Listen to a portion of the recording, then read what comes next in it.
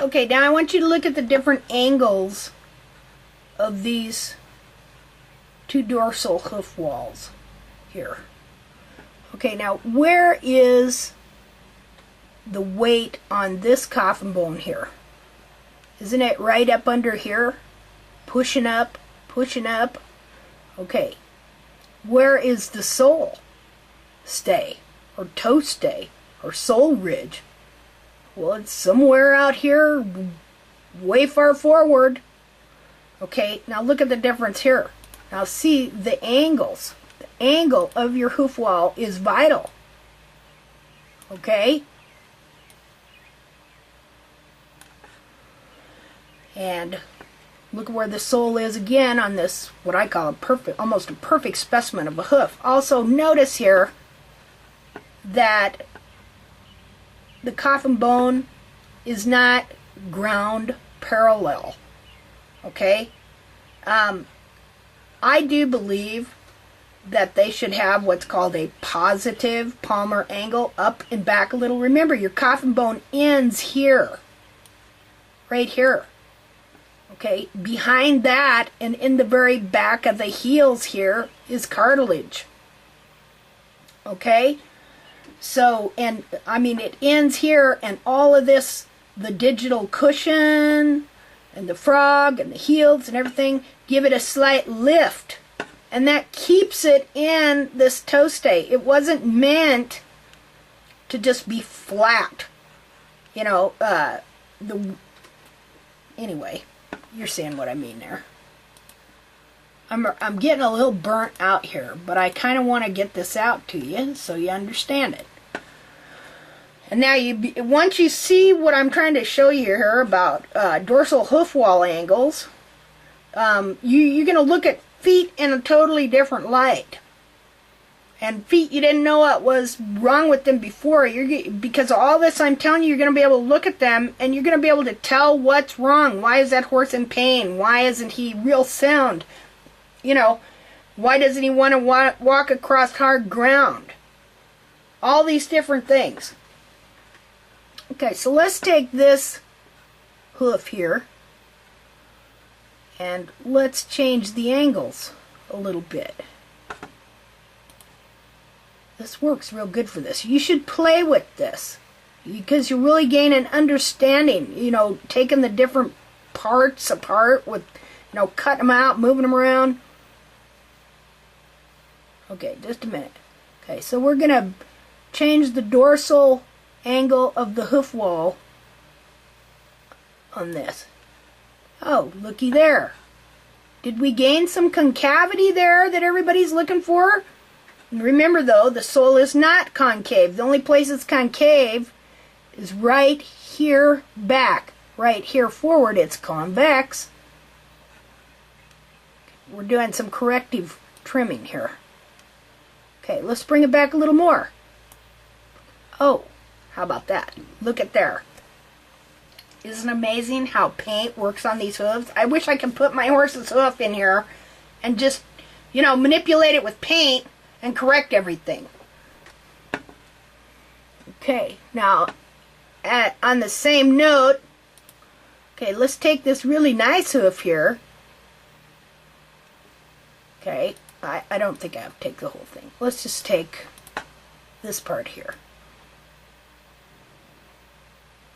Okay, and let's just let it grow out and not trim it and make the horse stand around.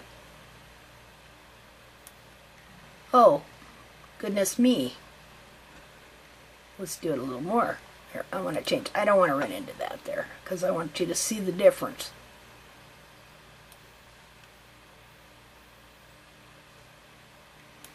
Okay. Here, we'll just put you in a stall. Let you stand around. Oh my. Looky there. Now, I know this part ain't going to stretch like that, but you're getting the drift here, what's going on. Where's the weight? You know, how have things changed in this foot? See? I love doing this.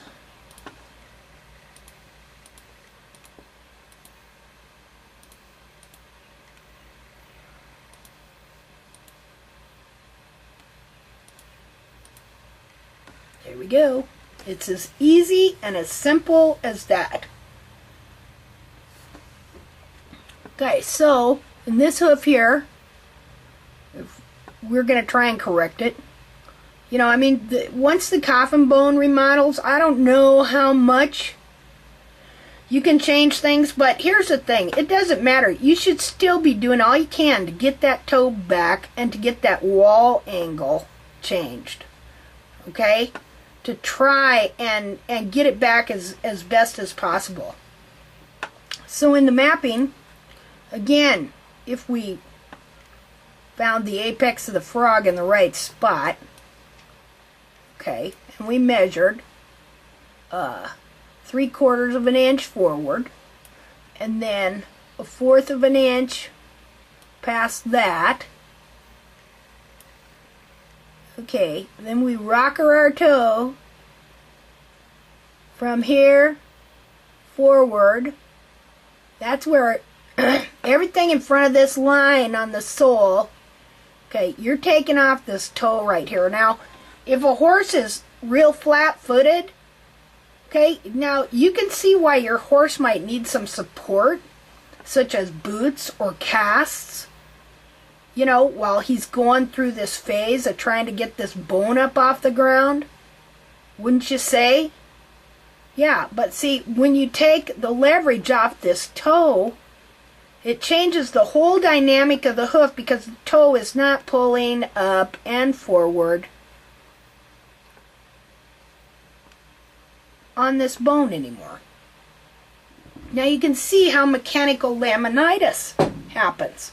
How the hoof can just distort and grow into having laminitis.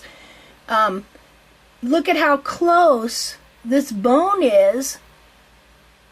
Look at, there's nothing under this, you know, this ridge here is meant to be under the tip of this coffin bone. Okay, what's under there? Thin, thin, thin sole.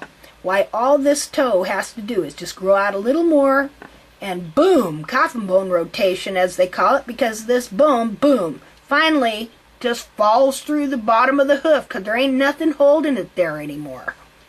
You know, and so people, what happens? Okay, these horses seem to get along for a long time while this toe is growing out and this coffin bone tip's getting on thinner and thinner and thinner sole.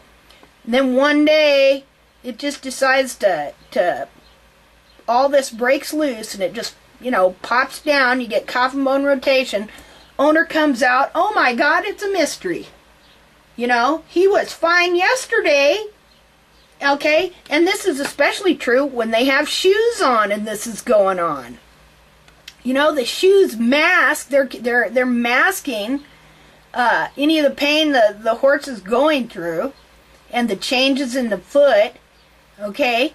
But then finally, it just gets so that foot ain't going to hold together anymore even with the shoe on, okay? And so, you know, they take them to the vet and the vet takes x-rays.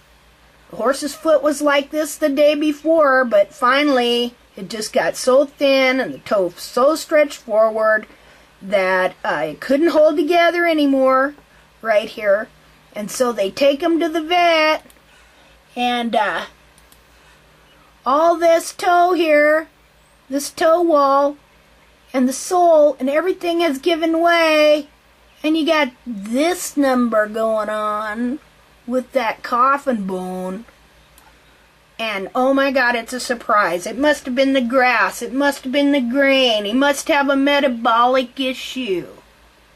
You know, when I think that laminitis, okay, I'll give him the benefit of the doubt, 90% of the time,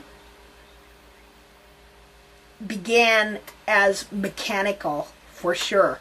And so, you know, if a horse does get like some grass founder or eats something too hot and something goes on his feet, if he has feet like this right here, like this one, you know, he's able to make it through that pretty good. But if a horse already has mechanical founder going on, that's what this